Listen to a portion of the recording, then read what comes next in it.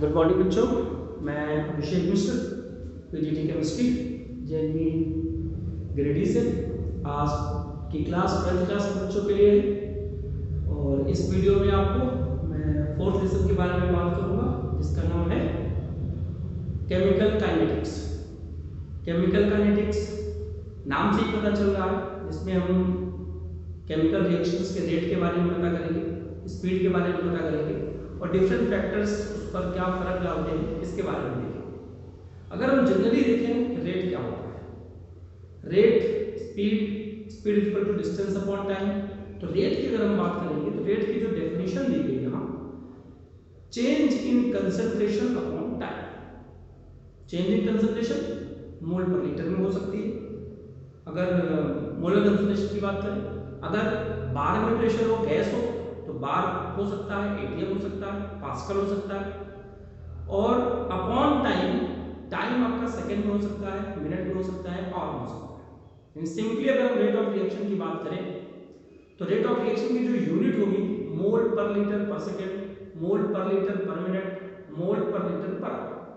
आपको time given रहेगा, उस टाइम को अकॉर्डिंग टू द क्वेश्चन आपको सेकंड को मिनट में आवर में कन्वर्ट करना पड़ सकता है।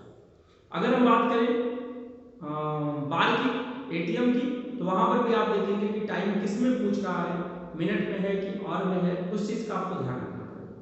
अगर हम शुरुआत से चले कि हम किसी रिएक्शन की बात करते हैं, इस ग्राफ को अगर ध्यान से देखा जाए, यहाँ पर डेफिनेशन लिखी हुई है, rate of reaction is equal to rate of change in concentration of either of reactants और प्रोडक्ट। चाहे रिएक्टेंट की कंसंट्रेशन में चेंज हो रहा हो, चाहे प्रोडक्ट की कंसंट्रेशन में चेंज हो रहा हो, उसे हम बोलेंगे रेट ऑफ रिएक्शन। यहाँ की इस ग्राफ से हमें ये पता चलता है, ये कंसंट्रेशन को रिप्रेजेंट कर रहा है, ये टाइम को। जब रिएक्शन शुरू नहीं होती तो रिएक्टेंट का अमाउंट ज्यादा होता है, उसे हम आर नॉट बोल सकते हैं, और प्रोडक्ट आपका बिल्कुल जीरो होता है, प्रोडक्ट बनता ही नहीं। जैसे जैसे रिएक्शन आगे बढ़ती है, प्रोडक्ट का अमाउंट बढ़ता चला जाता है और रिएक्टेंट का अमाउंट कम होता चला जाता है। जब रिएक्शन कंप्लीट हो जाएगी तो रिएक्टेंट आपका जीरो हो जाएगा। अब इस चीज को आपको सिंपल सा ग्राफ है जिसे आप समझ सकते हैं।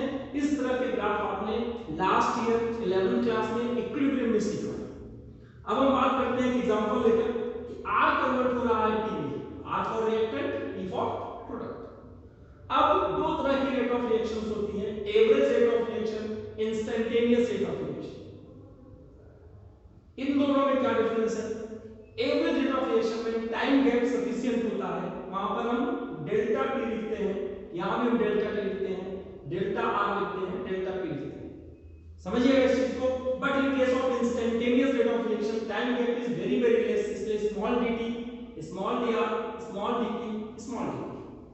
दिस इंडिकेट्स कि time period is very very small. अब यहां पर नेगेटिव साइन क्या लगा, वो क्यों लगा ये समझिए आप।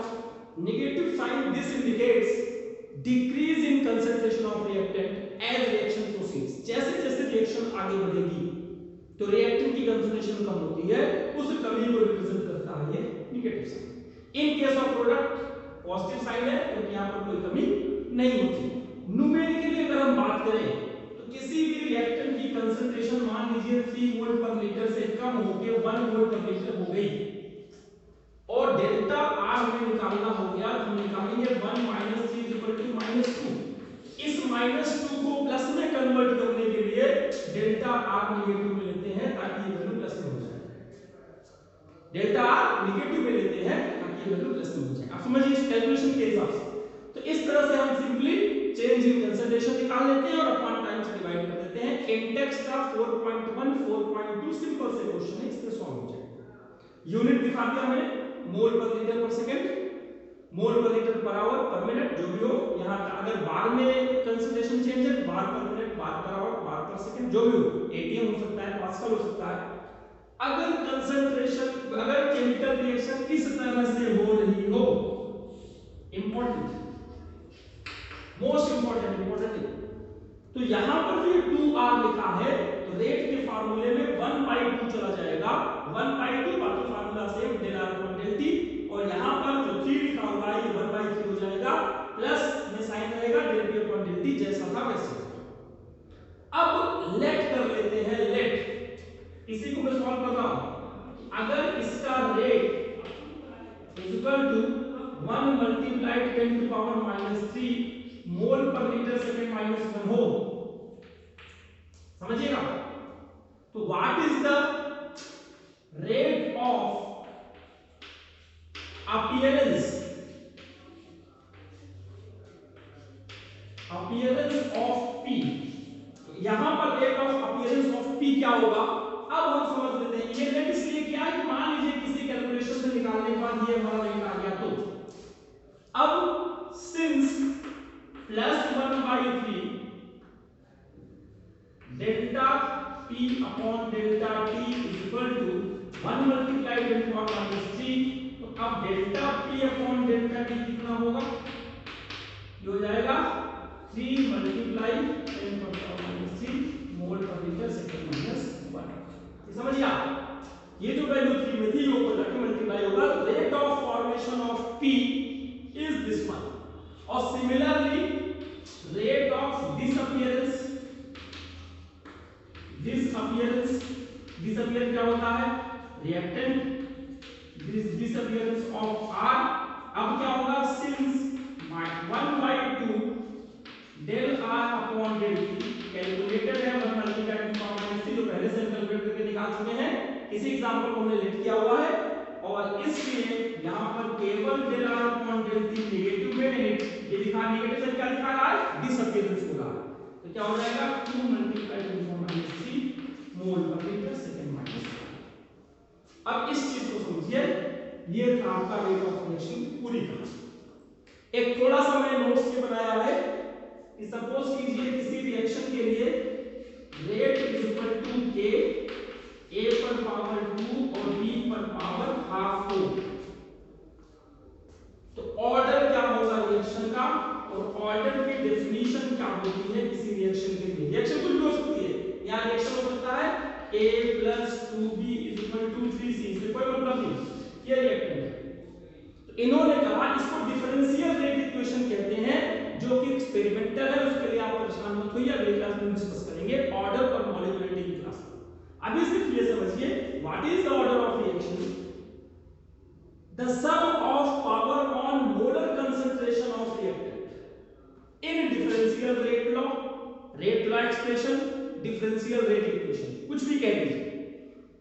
डिफरेंशियल रेट इक्वेशन में, रेट लॉ एक्सप्रेशन में मोलर कंसंट्रेशन ऑफ रिएक्टेंट के ऊपर जो पावर है उस पावर्स को सम कर दीजिए, तो आपका ऑर्डर ऑफ रिएक्शन पता चल जाता है। बस इतना ही कह रहा हूं।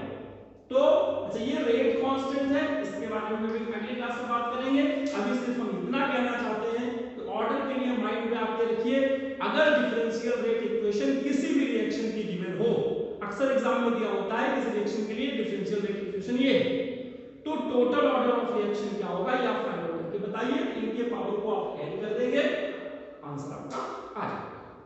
तो इतना समझाना चाहता था, मेन क्लास का मकसद था रेट ऑफ रिएक्शन क्या होती है उसको आप अच्छे से समझिए, और प्लस आप ये थोड़ा सा ऑर्डर समझिए, क्योंकि अभी से माइंड में रखेंगे तो अगली क्लास में मेरे लिए आसानी होगी आपको समझाने।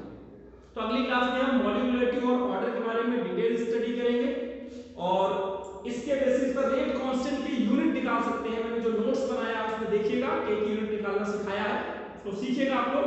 बाकी अगली क्लास में उसको देखेंगे, और आप लोग अभी तक इलेक्ट्रोकेमिस्ट्री का होमवर्क करके भी हमें इन्फॉर्म नहीं किया, आप करिए ताकि हम उसके डाउट क्लास फिर से ले सकें, हम समझ सकें कि आपको कौन से क्वेश्चन आ रहे हैं कौन से नहीं आ रहे। बस आज की क्लास के लिए इतना ही।